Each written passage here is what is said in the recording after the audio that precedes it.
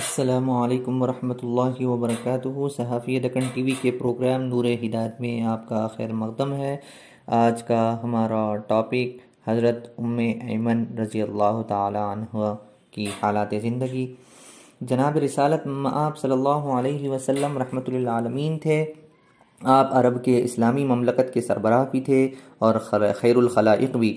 حضور کا سحاب جود و کرم خلق خدا پر مسلسل برستا رہتا تھا۔ کوئی سائل آپ کے در پر آئے اور خالی ہاتھ پلٹ جائے یہ ممکن ہی نہیں تھا۔ بے کس اور نادار آتے تھے اور بے احتیاج ہو کر لوٹتے تھے۔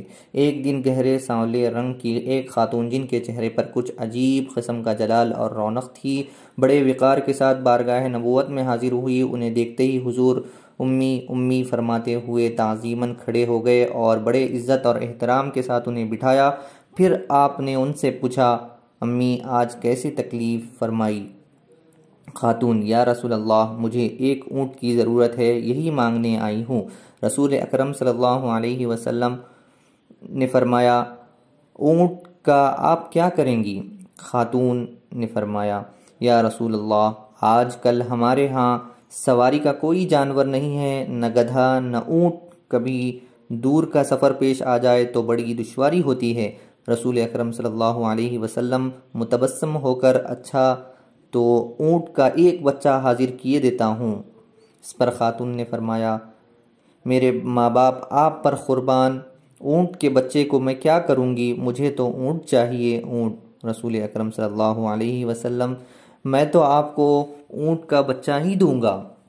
خاتون، اونٹ کا بچہ بھلا میرے کس کام کا؟ وہ تو میرا بوجھ بھی نہیں سہا سکے، مجھے تو اونٹ عطا فرمائیے۔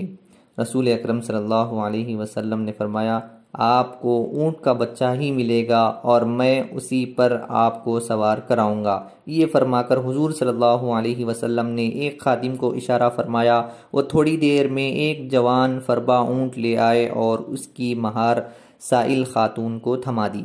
حضور صلی اللہ علیہ وسلم نے فرمایا، امی ذرا دیکھیے تو یہ اونٹ ہی کا بچہ ہے یا کچھ اور؟ اب وہ خاتون حضور کے لطیف مزاح کی تہ تک پہنچی، بے اختیار ہنس پڑی اور دعائیں دینے لگی۔ حاضرین مجلس بھی شگفتہ ہو گئے۔ یہ خاتون جن کی حضور اس قدر تعظیم فرماتے تھے اور کبھی کبھار ان سے اس قسم کا پاکیزہ مزاح بھی فرما لیتے تھے، حضرت ایمن تھی۔ حضرت ایمن کا نام برکتہ تھا اور عرف زبا۔ والدہ کا نام ثعلبہ بن عمرو تھا جو حبش کے رہنے والی تھی۔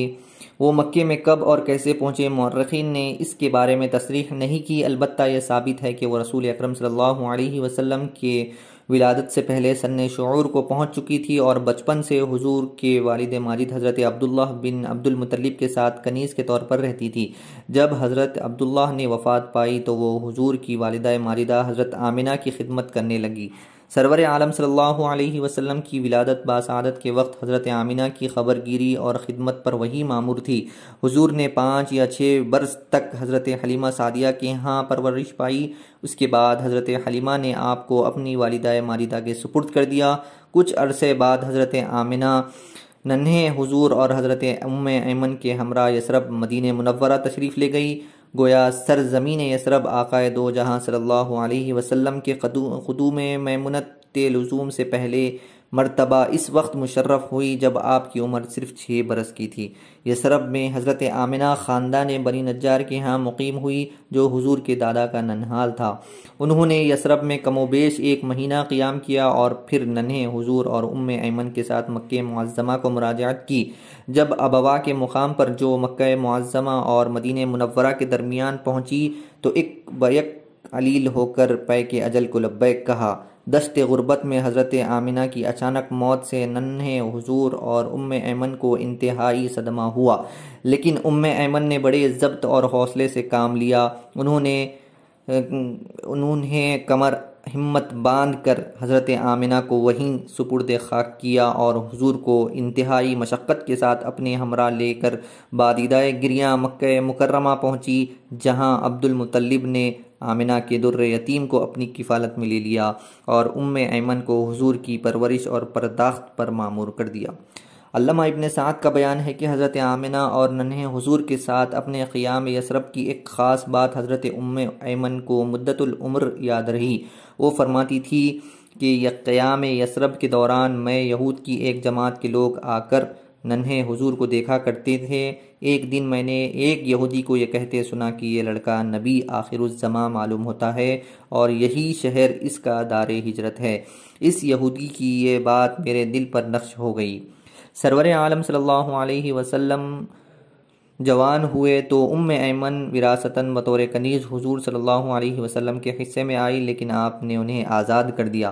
حضرت ایمن کا پہلا نکاح عبید بن زید سے ہوا۔ مولانا سعید انصاری نے سیر الصحابیات میں لکھا ہے کہ عبید یثرب کے خاندان حارث بن خزرج سے تعلق رکھتے تھے، لیکن ابن سعد اور ابن مندہ نے ان کا نسب نامہ اس طرح بیان کیا ہے: عبید بن زید بن عمر بن بلال بن ابی الحربہ بن قیس بن مالک بن سالم بن غنم بن عوف بن خزرج۔ اس نسب نامے کی روح سے وہ خاندان عوف بن خزرج کے فرد ٹھہرتے ہیں۔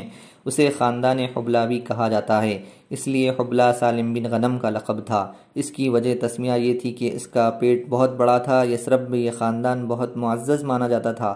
مشہور منافق عبداللہ بن ابی اسی خاندان سے تھا۔ عبید زمانہ جاہلیت میں یثرب سے مکہ آ کر مقیم ہو گئے تھے، یہیں ان کا نکاح ایمن سے ہوا۔ قرائن سے معلوم ہوتا ہے کہ حضور کی بعثت کے بعد وہ حضرت ایمن کے ساتھ مشرف با اسلام ہو گئے تھے، کیونکہ بعض روایتوں میں ان کو صحابی اور انصاری بھی لکھا گیا۔ نکاح کے کچھ عرصے بعد عبید ایمن کو ساتھ لے کر یثرب چلے گئے، وہیں ان کی صلب سے مشہور صحابی حضرت ایمن پیدا ہوئے۔ عبید بیٹے کی ولادت کے بعد زیادہ عرصے زندہ نہ رہے اور انہوں نے ہجرت نبوی سے کئی سال قبل یثرب میں وہی وفات پائی۔ آپ صلی اللہ علیہ وسلم نے ان کی ہر طرح سے دلجوئی فرمائی۔ ایک دن صحابہ کے مجمع میں ارشاد فرمایا، اگر کوئی شخص جنت کی عورت سے عقد کرنا چاہے تو وہ ایمن سے نکاح کرے۔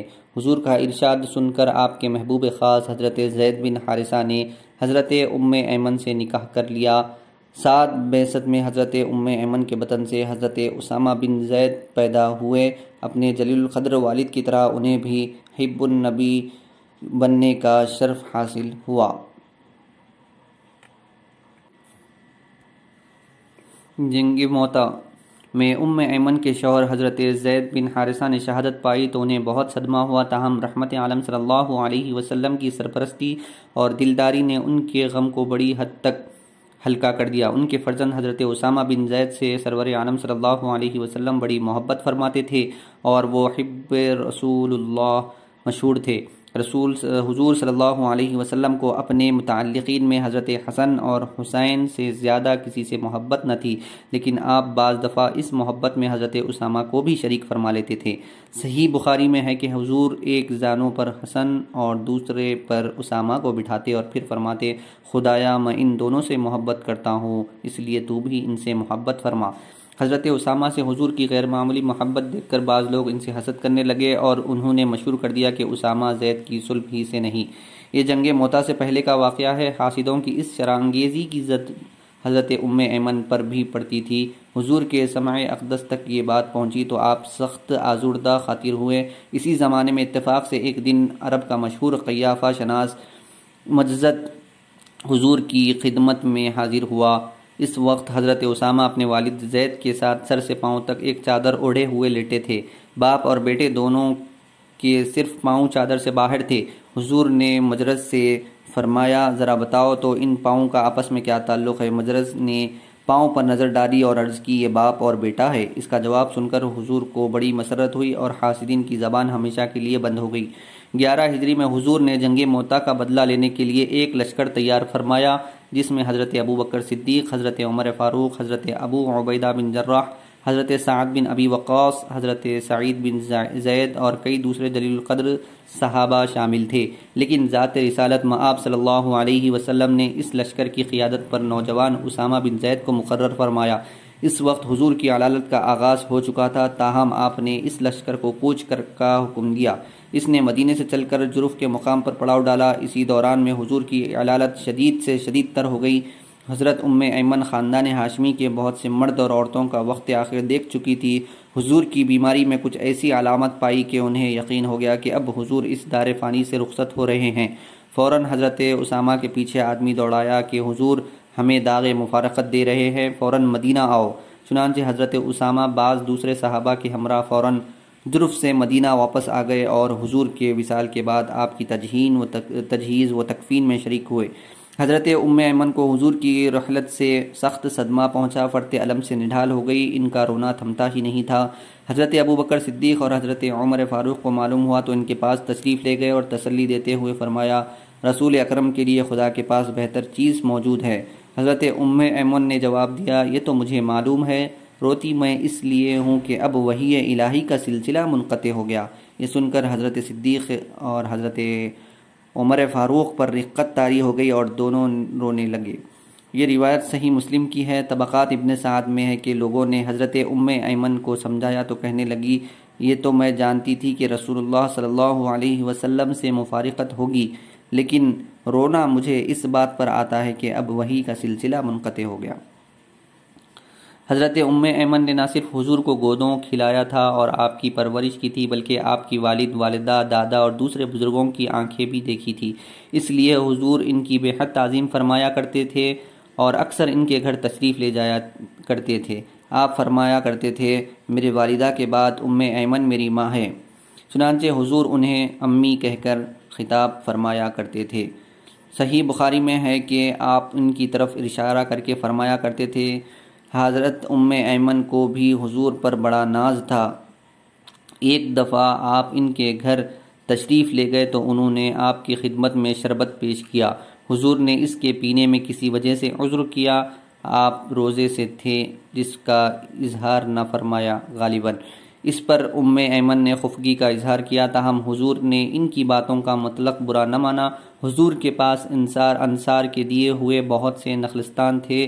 جب بنو قریظہ اور بنو نذیر پر غلبہ حاصل ہوا تو حضور نے انصار کو ان کے نخلستان واپس کرنا شروع کیے۔ ان میں سے کچھ نخلستان حضرت انس بن مالک کے بھی تھے، جب حضور نے ایمن کو عطا کر دیے تھے۔ جب حضور نے یہ نخلستان حضرت انس کو واپس لوٹائے اور وہ ان کا قبضہ لینے گئے تو حضرت ایمن ان کے واپس دینے میں متردد ہوئی۔ حضور کو اطلاع ملی تو آپ نے ان باغات سے 10 گنا زیادہ عطا فرما کر ایمن کو راضی کر دیا۔ حضرت ایمن نے رسول اکرم صلی اللہ علیہ وسلم کی رحلت کے 5 ماہ بعد حضرت ابوبکر صدیق کے عہد خلافت میں وفات پائی، لیکن دوسری مستند روایتوں سے اس روایت کی تائید نہیں ہوتی۔ حافظ ابن حجر نے اصابہ میں لکھا ہے کہ 24 ہجری میں حضرت عمر فاروق نے شہادت پائی تو ایمن کو بہت صدمہ ہوا، روتی تھی اور کہتی تھی، آج اسلام کمزور پڑ گیا۔ یہ علامہ ابن سعد کا بیان ہے کہ حضرت عثمان ذو النورین کے عہد خلافت میں کھجور کے درختوں کی قیمت بہت بڑھ گئی تھی، یہاں تک کہ ایک درخت 1000 پر اٹھتا تھا۔ اسی زمانے میں ایک دن حضرت اسامہ بن زید نے ایک درخت کی پیڑی کھوکھلی کر کے اس کا مغز نکالا۔ لوگوں نے حیران ہو کر پوچھا، یہ آپ کیا کر رہے ہیں؟ اتنے قیمتی درخت کو ضائع کرتے ہیں۔ حضرت اسامہ نے جواب دیا، میری ماں نے اس کی فرمائش کی تھی اور وہ جس چیز کا حکم دیتی ہے میں اس کی تعمیل کرنا اپنا فرض سمجھتا ہوں۔ اس روایت سے معلوم ہوتا ہے کہ حضرت ایمن حضرت عثمان کے عہد خلافت تک زندہ تھی، اور صحیح یہی ہے کہ انہیں کے دور خلافت میں انہوں نے بڑی طویل عمر کے بعد وفات پائی۔ ان سے چند حدیثیں بھی مروی ہیں۔ راویوں میں حضرت انس بن مالک، حنش بن عبداللہ اور ابو یزید مدنی شامل ہے، رضی اللہ تعالی عنہ۔